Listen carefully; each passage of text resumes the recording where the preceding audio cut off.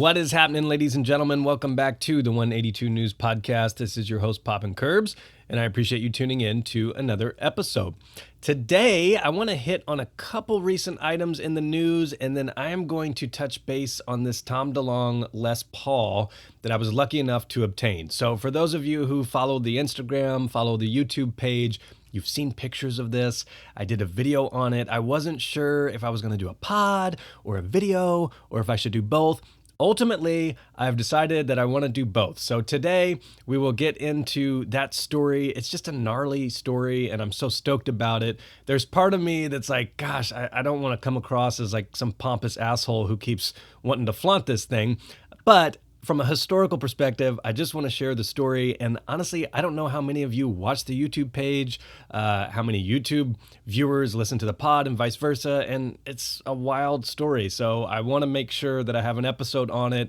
I'm going to hit on some of the feedback I received on it. So there'll be some net new stuff in this episode. But there are 2 videos now up on the YouTube page. If you haven't seen those, definitely check those out after you listen to this episode. As far as the last episode, we hit on the Blink announcement, and then the last episode was the Edging review. So it's been really rad to see the success of that song. I mean, it's crushing charts. It was on Monday Night Football. I mean, I pretty much saw unanimous positive feedback on this. I love that song. Actually, I was playing it so much that the other day, this was a proud dad moment. The other day, I take my son to daycare every morning, and it's kind of cool. He wants to listen to music, and a lot of times it's Mickey Mouse or Ninja Turtles theme song or something like that. But the other day, we get in the car, and he said, "Daddy, can you play the Blood on the Shirt song?" It took me a second, and I'm like, oh my gosh, he's requesting Blink-182. This is amazing. It's so cool. So I thought that was funny that he thinks of that song as the Blood on the Shirt song from Mark's verse in that, which is hilarious. So yeah, stoked. Everybody's stoked on that. We're at a really cool point in time right now where everybody's excited for the album. Obviously, it's been announced. We've got a rough time frame, spring, summer, and we're rolling into Thanksgiving, Christmas. I love this time of year. And then we're going to get, right into spring with all these shows and excitement on that front. So the last episode was that dive into that. Hope you enjoyed that one. Couple things I want to hit on before we get to this Les Paul story.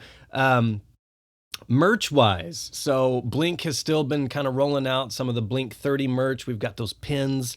I've been lucky enough to snag all of those. There's one left. So for those of you who've been collecting the monthly Blink 30 pins, we are down to the nitty-gritty. We're going to knock out this December one. I don't think it's been announced when that one's going to drop yet. Hopefully, if I can snag that, I've got all 12 and I'll be good to go. They just did a big drop a couple days ago with a ton of new shirts. There's a new Christmas ornament. And the reason that I wanted to bring it up, previous podcast guest, JP Tron Walker, he was a couple episodes back. He has a new shirt in this drop. So for those of you who listened to that episode, I was so stoked to have that conversation with him. He's just a Blink fan like us. So I know he was beyond ecstatic to work with them again. He said on the podcast, he's a huge Tom fan. So now that Tom's back in the band and he was able to make a shirt with all 3 of them on it, kind of in his art style, that's just fucking rad. So shout out JP Tron Walker. That shirt is so dope and I'm so happy for you. And I'm stoked for whoever picked up that shirt. It's really dope. A couple other things that I want to hit on. There were a ton of Angels and Airwaves represses. So these were through Newbury Comics.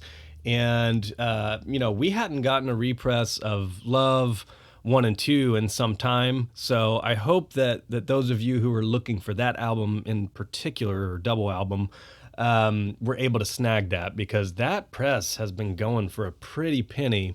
And this was a great opportunity to actually snag one at retail. Now, it was a pre-order, which of course in the vinyl world always scares me. There was a huge neck deep pre-order that I was looking at, Rain in July, and they don't drop until April. And I'm like, gosh, I've been bit before on vinyl pre-orders, and yeah, it's the nature of the business. I mean, I know pressing plants are way behind, but for me, it's really tough to pre-order stuff that far in advance. Although I did it on the Blink ones, so that's okay.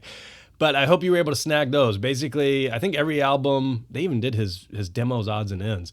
Every album was repressed, I believe, outside of Whisper and I Empire. So great chance to snag some Ava albums there if you collect those. I've been waiting for To the Stars to offer some signed versions again. I'm hoping those are in the works. I love those. To me, it's about as dope as it gets. Part of what I love about vinyl really is I just like holding that huge physical copy of the album in my hand, and I love appreciating the blown up artwork. To me, it's just so cool. And along with that is you put that album on and you start spinning it and you're locked in. And to me, that's just something that's gone away with this digital world and everybody just listening to hits here and there on Spotify or however you listen to your music. But to me, I love the idea of a fully and properly sequenced album, listening to it front to back. I mean, that's still how I listen to all of my music. I don't pick here and there. I don't really listen to singles here and there. Even when I listen to Blink nonstop, I start with an album and I'll put it on track one and I'll listen to it in full. That's just how I like to take in my music. So from a vinyl perspective, you're locked into that. You are committed. Side A, side B. In the meantime, you've got the rad artwork in your hand. You can pull it out, look at the liner notes. There's little stories behind all of that stuff, and it doesn't get appreciated, although I appreciate it. That's what I want to be known. I like looking at that. I like reading the inserts, reading through the lyrics. So it's just kind of a lost art, but that's kind of my tangent on vinyl and why I love it so much. So to me, to have a vinyl, which is like the coolest medium to me, and then have it signed by the artist on that huge front, it's just as dope as it gets, to be honest. So hopefully you guys were able to snag those if you needed them, because those don't come up too often, to be honest. Last thing, update-wise. Now, obviously, we've got the big announcement. Blink's back, Tom's back, new album, huge tour, new single. Now, the thing that we weren't really sure on is, was the album done? Are they still working on it? Honestly, when that album dropped, or when the single dropped, if you would have asked me at that point in time, I was under the impression that the album was pretty much done, based on what I had been told. So, obviously that's not the case. So the update here, which is a great one, is that really in the past month, we have seen a ton of pictures of, Tom's been at Travis's studio. Mark has been at Tom's new studio, which looks super sick. So they're clearly still working on this, which is great. They've got the timeline set. They know they've got several more months to mess with it. So to me, the takeaway there is they're having a good time. They're creating. They're having fun with this. So to see Tom and Mark and Travis, all of them together, creating, having fun, by all means, I want them to take as much time as they need. Hopefully they're just starting on getting into that creative space they want to really hone in on for this album. So I don't know where they're at this point. I thought it was mostly done. Obviously they had several months to kind of finalize it if needed, but it seems like they are still creating quite a bit, which is great. Let's keep it going. To me, I hope it's like Untitled, where they go up until midnight of when the mixes need turned in. I'm just happy that they seem like they're having a great time and having fun, and just creating and working together again. It's just super dope. So who knows when we're going to get the next one? I think I mentioned on a previous podcast, I don't think it would be necessary this year at this point. We kind of get into this holiday kind of whirl of a couple months that fly by. And, I guarantee we'll get some songs probably getting closer to the tour and such. So my hope is that maybe late January-ish, we get another one. And if it happens between now and then, I'll be pleasantly surprised. So yeah, good news on the Blink front. Things are still in motion, obviously. So that's really rad. Looking forward to that. Okay, let's talk about this Blink artifact, this historical guitar that I was lucky enough to obtain. Now, for those of you who have followed me for years, listened to the podcast, you know that I am a huge Blink collector. Like, I love this stuff. It's one of the things that several years ago when I started kind of trying to make a Blink online presence, a lot of Blink pages out there will share pictures or clips or on this day this happened and that type of thing. I really wanted to get into more of the like collectible side because I like the history behind these things and I just like physical items. And I come from a sports collectible world where, from a young age, I've always loved collecting little autographs or signed baseballs and shit like that. It's to me, I guess the best way to explain it is it gets you more invested. It's a way of getting even more deeply invested in the band. It's not just the music, it's the merch, it's the history behind it. And there's not a lot of bands that I do that with, really. I mean, Blink obviously is the most. Um and I often wonder, are other fan bases this way? Are there people, I mean, are there Smash Mouth collectors who have Smash Mouth podcasts and are doing a deep dive into the history of their first cassette or something like that? I don't know. But it's just a little niche era or area that I wanted to hit on that I really didn't see fully being done. And so that's where I wanted to kind of make my little mark in the Blink, I guess, history book for years to come, as far as future collectors down the road or people who stumble across my YouTube page in 100 years. I wanted to get some rad stories out and some information out about the merch and the collectible side of things that I just really wasn't seeing at the time. Not to say I'm obviously not the first Blink collector. There's several great Blink collectors throughout the years, several still collecting hardcore. Am I the number one Blink collector in the world? No, no. I learned a long time ago that I wanted to hone in on a specific path. That's something that I learned from baseball and basketball collecting is it can get out of hand very quickly. So anytime someone talks to me about collecting or, how to get started, well, it's kind of like, well, what do you like? What brings you happiness, little bits of joy, and then hone in on something. So for me, a long time ago, I decided I wanted to focus on Blink autographs. And that's kind of where my collection really focuses for the most part. Now, I try to pick up most stuff that drops. I try to pick up a lot of the vinyl. I'm not, I don't have a full vinyl collection. I don't pick up every single t-shirt, anything like that, because it gets crazy and it's expensive and there's a ton of stuff. But focus in on an area and just kind of roll with it. And, if you find that you don't ever look at the items and you don't care about them, well, move along to something else until you really find out what you enjoy the most. Now, what I have always focused on Blink is mostly the autograph stuff. I like the memorabilia side of things. So in a sports collectible world, and again, that's where I come from. I literally have worked for the largest sports collectors convention in the world. I've ran autograph signings. I've worked with athletes behind the scenes on all of this stuff. So I'm highly knowledgeable on the sports collectible side of things. And honestly, I think the music industry is so far behind on where sports and entertainment collectible markets and signings and appearances and shit like that are. And it's something that, if I had an unlimited budget and wanted to create my own business or something, it may be something where I would love to do something like that. Because if you look at entertainment, they do con appearances and stuff like that. Like, I just really like connecting fans with their favorite player or, athlete or person. And that's something that in the music industry, you don't see, if you want your album signed, you're kind of stuck either waiting outside at a show or praying they do a meet and greet that allows your item to be signed, which is really rare. And then obviously now with COVID, that's changed a lot of stuff.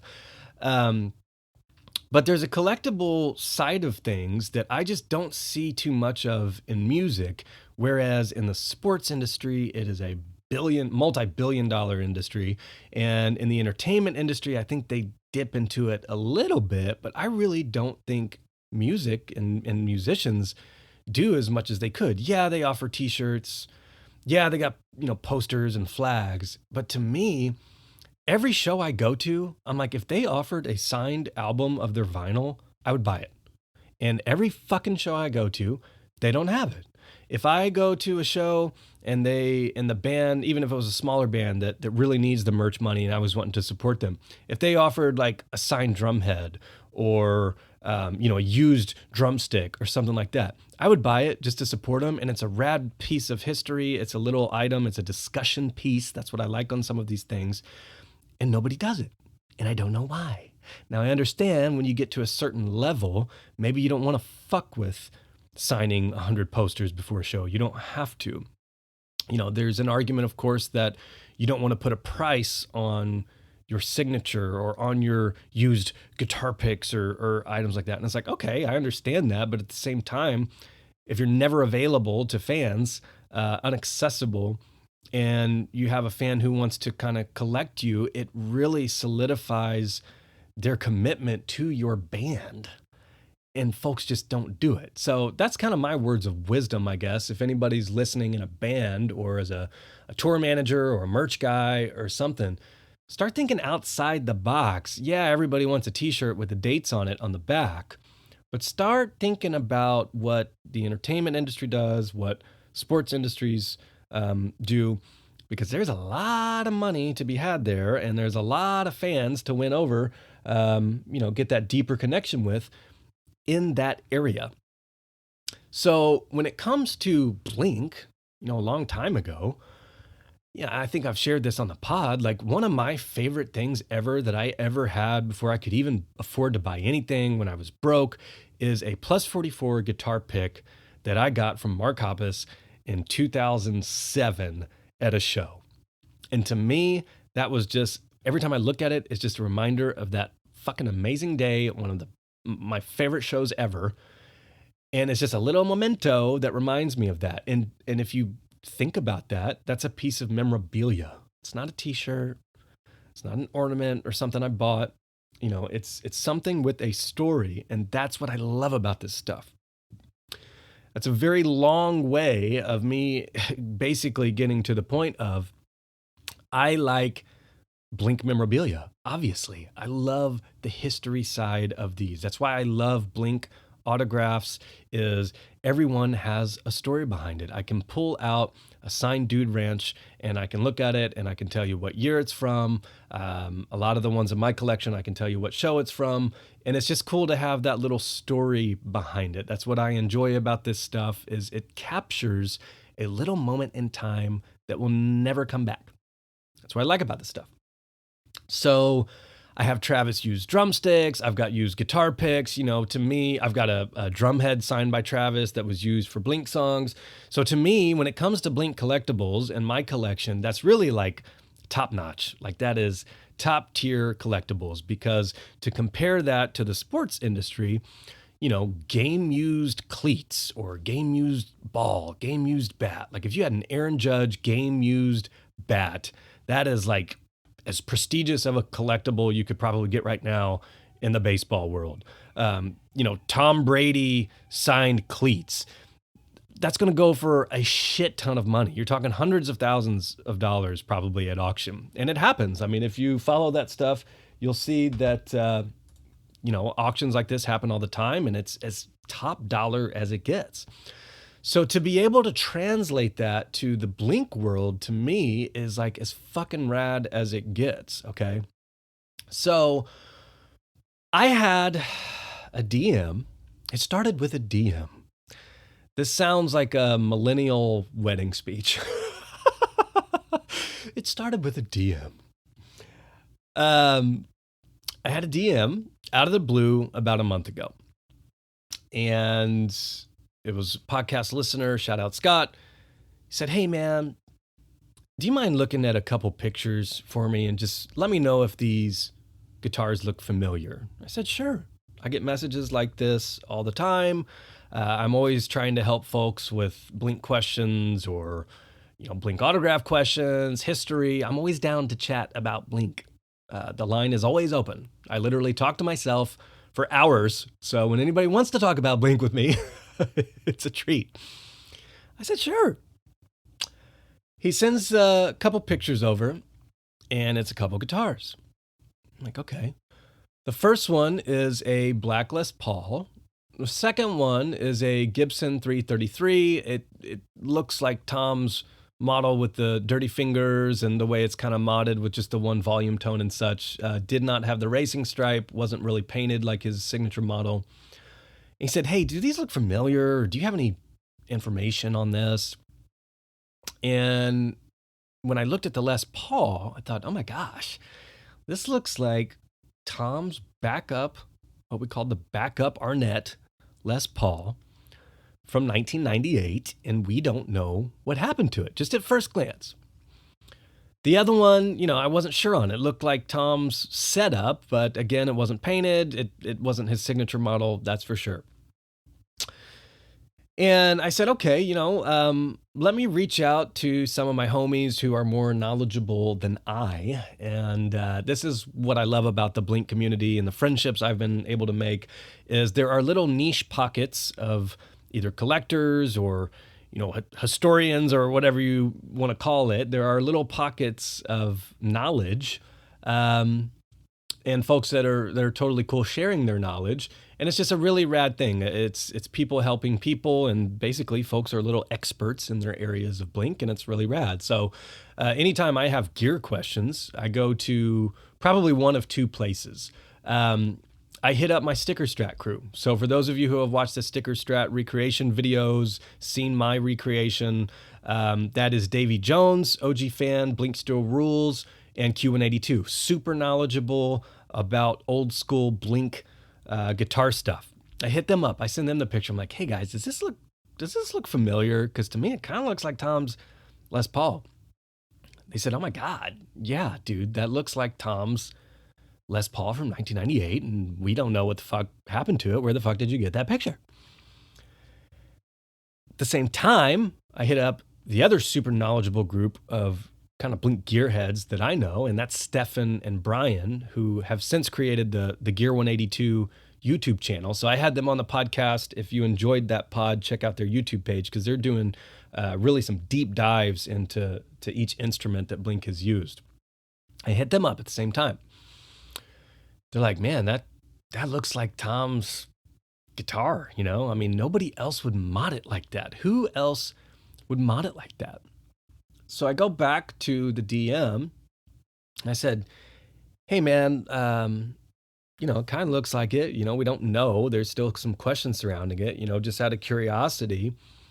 Where'd you see this? Like, is it for sale? I don't want to steal your lead by any means. If you're interested or buying it or whatever, by all means, you got first dibs, no doubt. But where are you seeing this? And he replies back. He said, yeah, he said it's for sale. And, after going back and forth a little bit, he said, I don't think I'm going to be interested in it. Let me get you in touch with the dude. I said, okay, sure. Yeah, because I would be interested totally if you're not. And I get in touch with the seller and I said, hey, I've got a Blink podcast, would totally be interested in this. What's the story behind it? Do you have any, provenance behind the piece or, whatever. So at that time, he starts sending me a couple more pictures and I'm taking a look at them and there's Blink 182 all over this stuff. And basically he was saying that he was selling this on behalf of somebody and they had a lot of Blink stuff that was supposedly, owned by Tom, potentially used by Tom, didn't have, official paperwork with it or anything like that. Not that this would come with that type of stuff. And I started looking at the photos. And again, I'm talking to the Sticker Strat crew and I'm talking to Gear 182 and, I'm thinking about the history of the guitars. What do we know about these? Did we know where it ended up at all? So just to give a little breakdown of the history of Tom's Les Pauls, we know that basically the Sticker Strat stopped being used around November 1997. So right around December 1998, Tom switches to Les Pauls. Now the story goes, he was given two Les Pauls, either by Gibson or a Gibson rep at that time. Those two, one was black, called the Lady Luck, because of the sticker, the Lady Luck sticker that was on it. That's just what we call it. The second one was a wine red one that we call the Billabong Les Paul because of the Billabong sticker right at the bottom of it. Now, to an extent, we know what happened with both of those. So those actually ended up with the band Cut You Up. And there's actually a picture that I think I posted it on the Instagram story a couple days ago of Chris Cody and Cut You Up playing both those guitars. So we know that once Tom stopped using those, he either gave them to him or left them. We don't know how that transaction happened, but Cut You Up ended up with those two Les Pauls. Now, the third one that we saw being played around that time period, and we kind of called the backup Arnette, was the Arnette, because of the huge Arnette skull sticker that you see at the bottom of it. That is an Arnette brand sticker. It was just a single sticker right there on the bottom. OG fan, Davy Jones has photographs of Tom playing this at shows. He definitely played it multiple times. Not a ton of high quality photos out there of it, but we knew he played it. And then there was actually a fourth Les Paul. We don't know if he ever played it live. Don't think he did. May have just been a throwaway, but it was used in the first Josie music video, the underwater one. It was ruined, and we assume it was tossed during that. So that's kind of the rundown of Tom's Les Paul history. I like this little era of the band, throughout 1998, because that's when Travis joined. So it's kind of monumental, in my opinion. I like those shots of Tom playing the guitar at Warped and such. So it's kind of a rad little year and a half where he was switching from his Fenders, trying something else out, before ultimately, getting into the Enema sessions late 98, getting into early 99, and then the band blows up with Enema of the State, and he, of course, gets his signature model with Fender. Now, what's crazy is during that time period of this insanely amazing album, an influential album, iconic album, Enema of the State, we really don't know what Tom recorded most of that with, which is crazy. So there is a very good chance, at least in demo state, this guitar could have been used for Enema tracking. Could have been used on the final tracks. We really don't know. We assume that he used a lot of Jerry Finn's guitars during the Enema sessions and was playing around. But there's a damn good chance he used Les Pauls on Enema. Of course, if anybody has any information or pictures or anything that we are not privy to and haven't heard yet, I would love to see it, love to hear it. But it's kind of wild that the most iconic Blink album, really, we have no clue what Tom used on it. The Black Lady Luck Les Paul actually resurfaced probably 4 years ago, I think at this point, and it was sold on Reverb by Chris Cody of Cut You Up. Now, Little Red Guitars, YouTube guitarist, snagged that, has some rad videos up of playing it, playing covers with it. So we knew where that one ended up. I think that has since gone to a different owner and has actually been re-stickered with some of the original stickers. That's what I've been told. Obviously, if you own it, you can do whatever you want with it. So that's rad, especially if they track down the original stickers and stickered it up. The wine red Billabong one, we don't know what happened to it.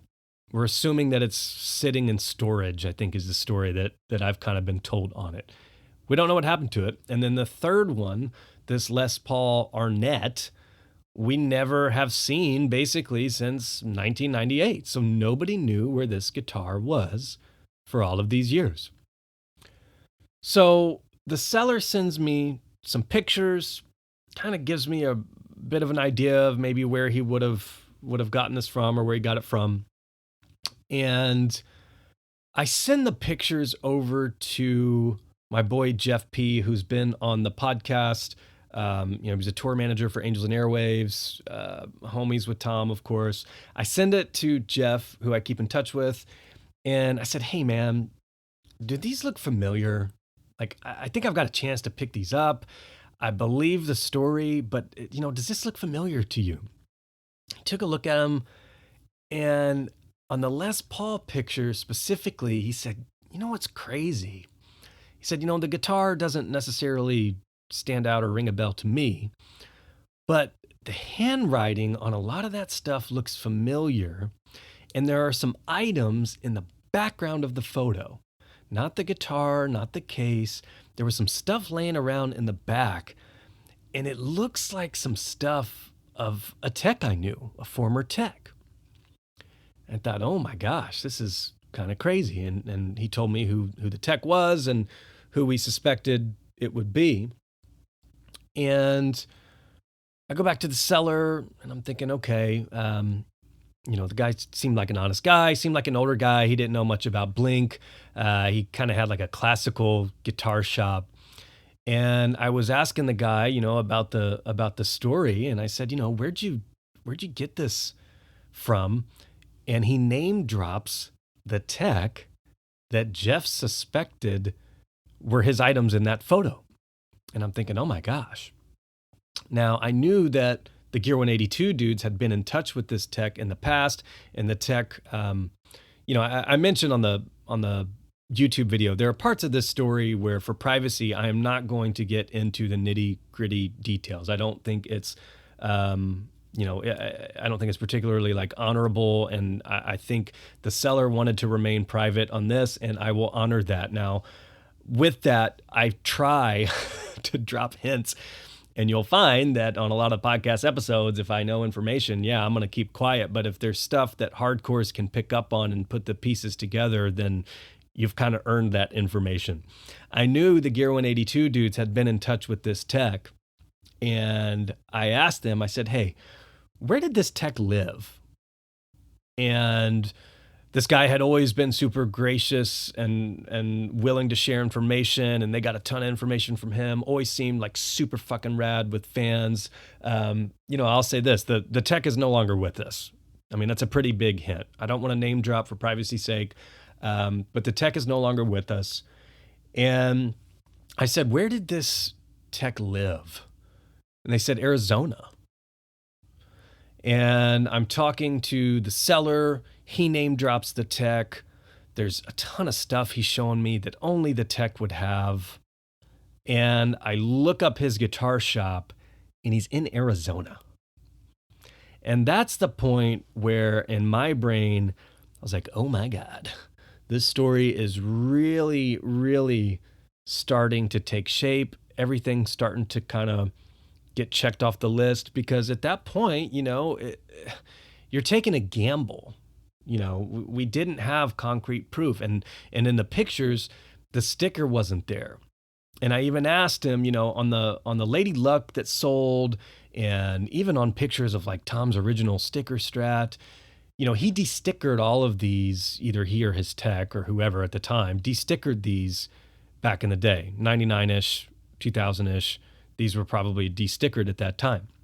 So on the Lady Luck, there were outlines of the stickers. You could see where, due to, sun exposure or whatever, the outlines of the stickers were burned onto the axes. So you could kind of authenticate it based off of that. Tom's sticker strat, you could totally see all of the outlines and sticker residue to authenticate it that way. Now on this one, we don't have a ton of great photos. Honestly, Davies are some of the best we have, if not the best. So we're kind of photo matching this off of not the best quality, but some of the stuff that sticks out clear as day in these photographs are the mods that had taken place at that time. So we know that the tuners were switched out with Spurzl tuners. We know that the pickguard was removed. We know that the pickup switch was moved down to the bottom, and where typically like a volume knob or tone knob would go. And we know that just the single volume knob was in place. Along with that, we also know that the pickup was switched to the Seymour Duncan Invader. So from that aspect, everything was accurate on this guitar, matched all the photos, matched everything we would ever know about this guitar from that time period and how Tom would have preferred it. Everything was lined up.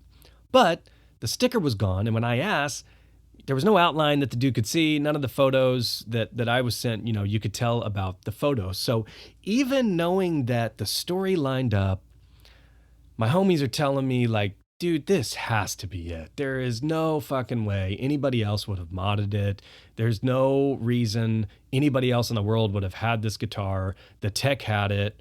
This is a rare gem. You've got to pay whatever it takes to snag this because it's a piece of Blink history and it's a rad score. You got to do it.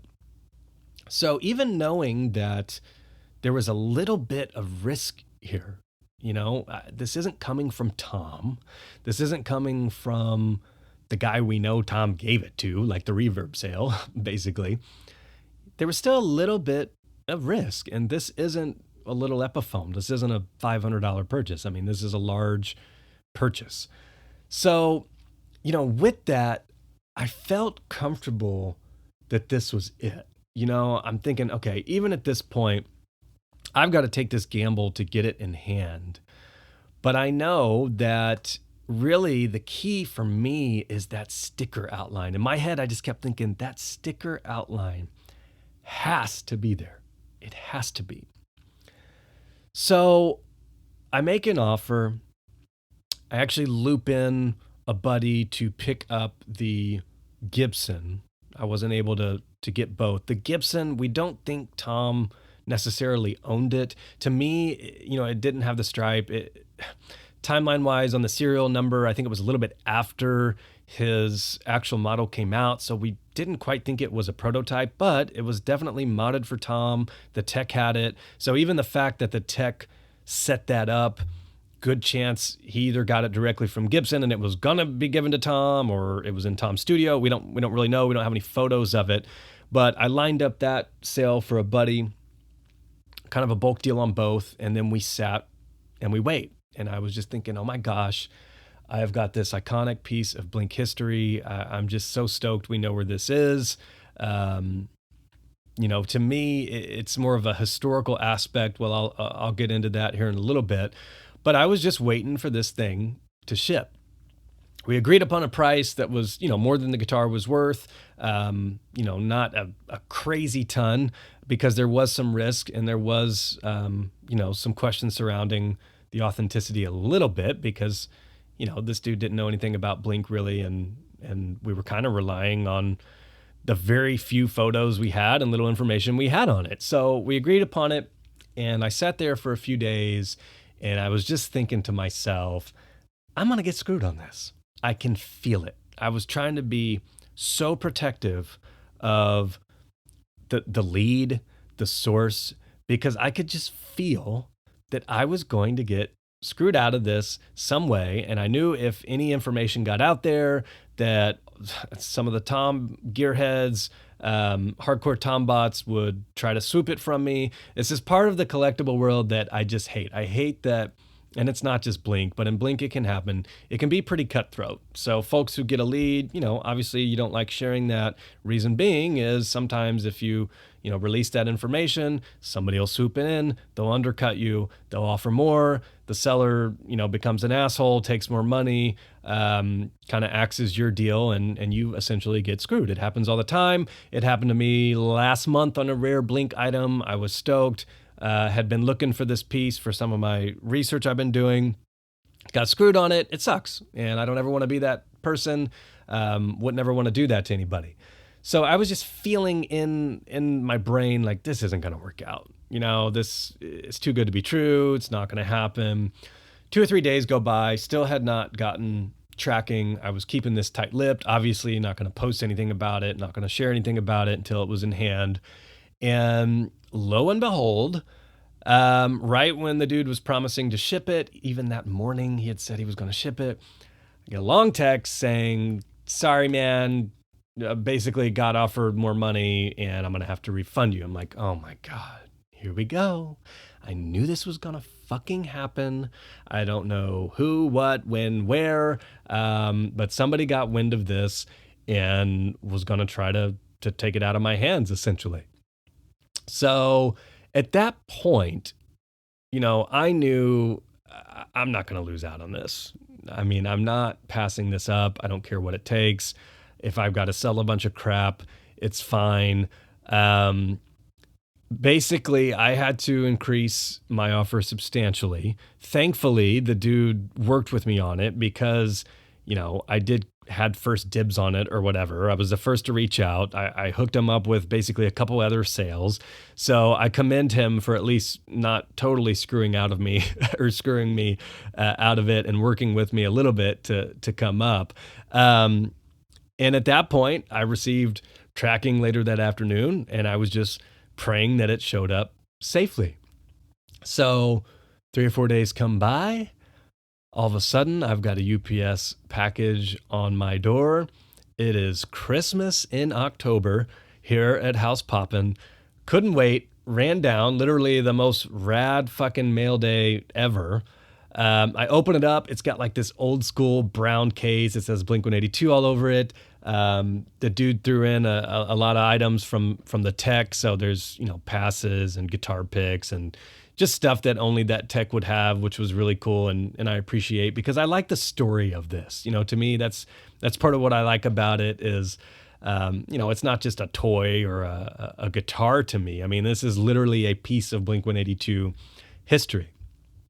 So when I open this thing up, obviously I'm stoked to just hold it, have it in hand.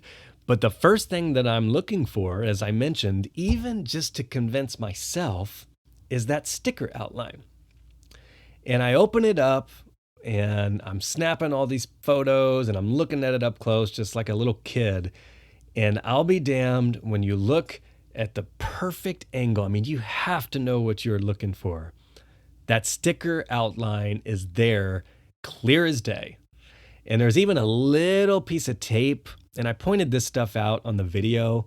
So please, if you're interested in this or haven't seen the YouTube video or pictures, go to the YouTube page, subscribe, check out the videos I've done on it there, because you'll see the old guitars and visually you'll see the guitar in my hand, so it helps with the story. But there's even a little piece of tape that was down by the volume knob, and I can even see that outline still. And whoever cleaned it up, I'm assuming the tech, they did a damn good job of removing any residue and polishing it up, and it looks nice. But that sticker was totally there, and at that point, I knew 100% this was Tom's Les Paul from 1998, played tons of Blink shows with it. What's so rad to me is when Davey saw Blink at Soma later in 1998 with Travis playing at Soma for the first time, Tom played that guitar.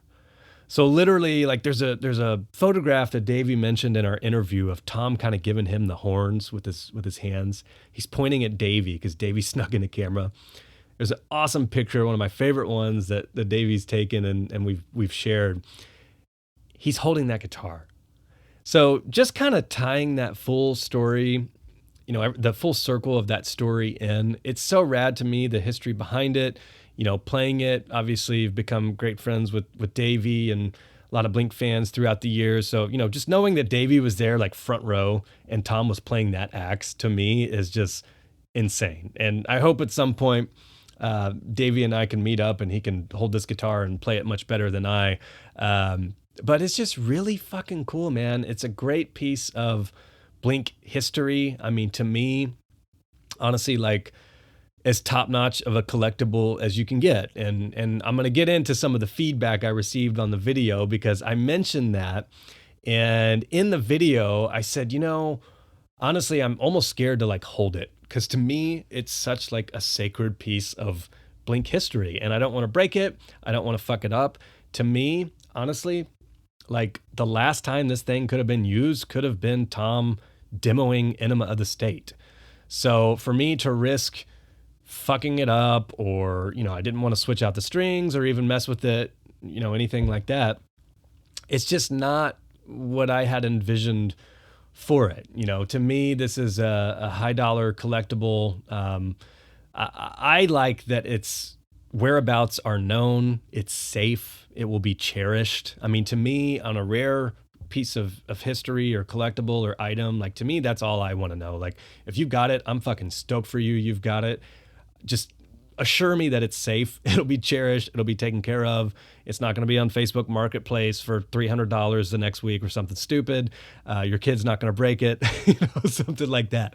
So to me, that's the world, again, because I come from a collectible world. I come from a sports collectible world where game used items are cherished and highly sought after and really as top notch of a collectible as you can get. So to me, this is like the holy grail of Blink collectibles. I mean, Tom is one of the reasons I picked up a guitar. If you would have told me in 1998 when I was listening to Damn It, shortly after I probably discovered Dude Ranch, it was right around that time. If you would have told me that in some of those photos or when they were playing videos, shows at that time, that I would one day have that guitar, I would say you're fucking crazy. So to me, that's the aspect of it that I like. Now, getting into some of the feedback that I received on the video, right away, I mean, people were just ripping me left and right for not playing it. Look, I get it. Yeah, I play guitar. Yeah, I write music, but I'm not a great guitarist. I don't think. I don't play enough anymore anyways. I don't have time. Honestly, I've got thumb issues, which sucks. So I can't do like crazy fast picking and palm muting like I used to without paying for it the next day. So that's a bummer. So to me, in the video, I said, I'm going to plug it in. I'm going to see if it works. I'll tune it up. I do want to ensure that. I don't plan on playing it a ton. If I want to play a guitar, I've got 5 other guitars I'll play. I'll play my sticker Strat, something like that. And right away, people just started coming in. Such a bummer, man. This guitar was lost forever. Now it's found and it's just going to sit there. And in my mind, I'm like, well, yeah, but it's cherished. And I'm a hardcore Blink fan. What more could you want from this? I said I'll play it. I'm just not going to play it every day, and I don't want to fuck it up. I mean, to me, that's kind of my mantra on this. You got to play it, man. Take the strings off and put them in a Ziploc. No, I don't want to do that. And the analogy that I kind of gave, I think, on one of the comments is, look, if I am lucky enough to obtain a pair of Michael Jordan game-used shoes, okay? This happens in the collectible world, probably would go for $500,000 at this point, if not more. Say you get a pair of Michael Jordan game-used shoes. They're at your house, you're a huge Jordan fan, you've got a Jordan podcast. Are you gonna fucking put those shoes on, swap out the laces with some new ones, put the old laces in a Ziploc bag, and then go out in your driveway and miss 7 layups? Because to me, that's how I feel about it. Like, I'm not going to go fuck up this piece of Blink history. Now, look, and I did enjoy the back and forth I had in some of the comments there because for the most part, it was respectful and I enjoyed the conversation. Look, I get it. If you're a gearhead and all you do is play guitar every day and you're the biggest Tom fan and this is your dream guitar and you would want to play it every day and you would want to restring it and go take it to get touched up. Look, I understand that viewpoint. I really do. I really do. But my side of things is more of a collectible, cherished piece of history.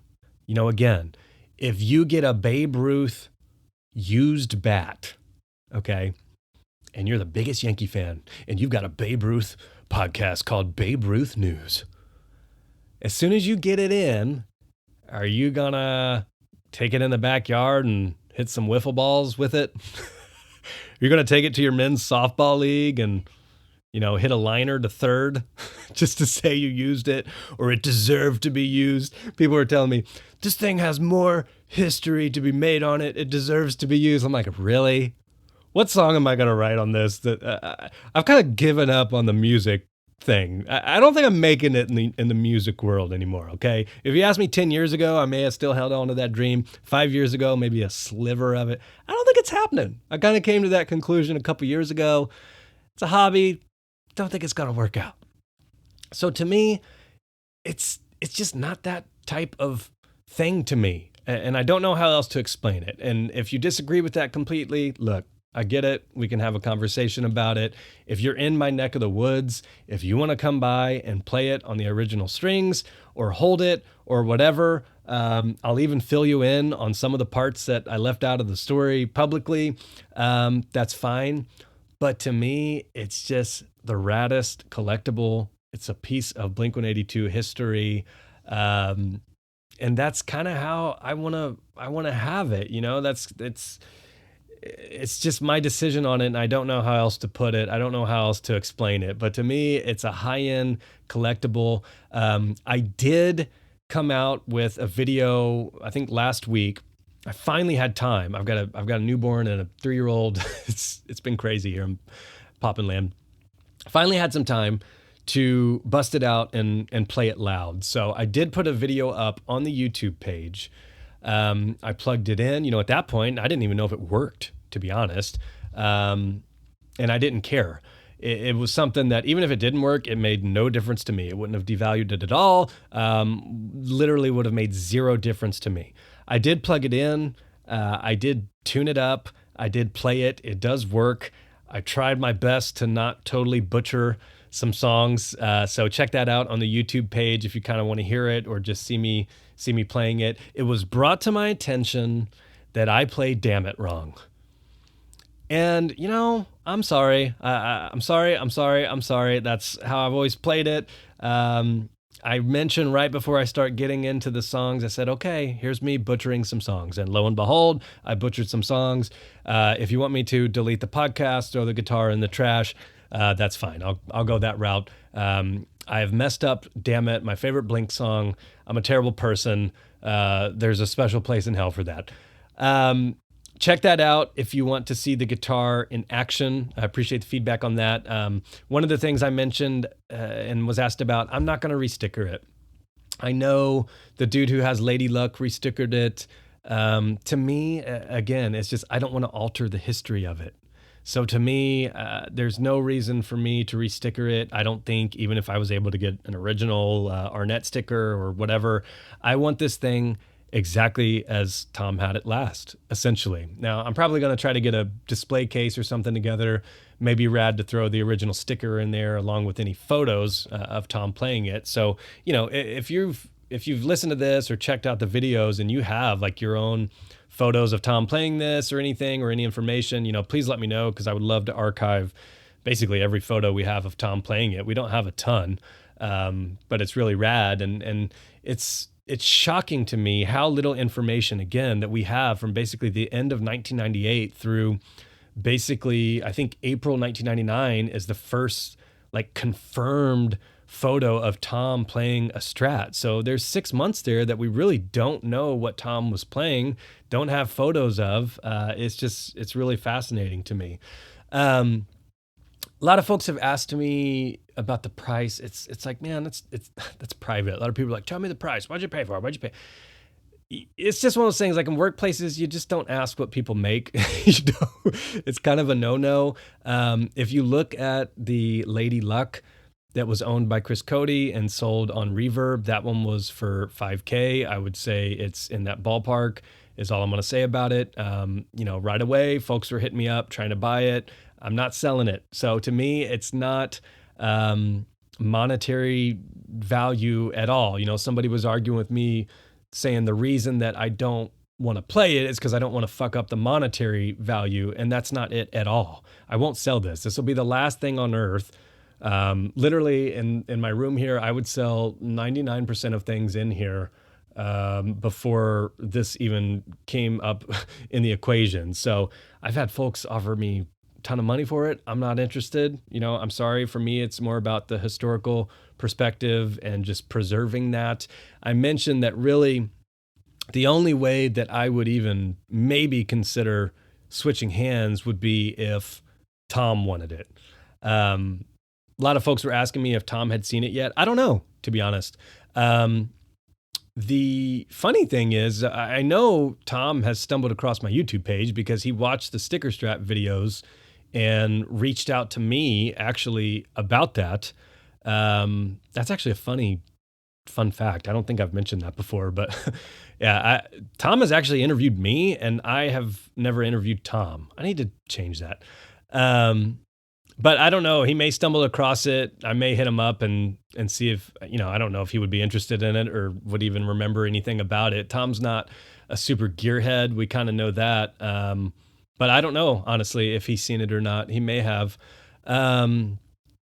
I do want to thank the folks, for sure, who helped me feel comfortable with this. So, again, shout out Gear 182. Shout out to the Sticker Strat crew who made me feel comfortable with this. It's just a really killer item, and I'm so appreciative of them sharing their knowledge to make me feel comfortable with it. One of the other comments that just made me chuckle was they said, "You got to play it, man. Even Kirk Hammett plays Greenie." And I had to Google that because I'm like, what the fuck is Greenie? I don't know what Greenie is. And I guess, that probably tells you all you need to know about me as far as guitar gearhead talk. I don't know much. Greenie, apparently iconic guitar, was used by the dude in Fleetwood Mac.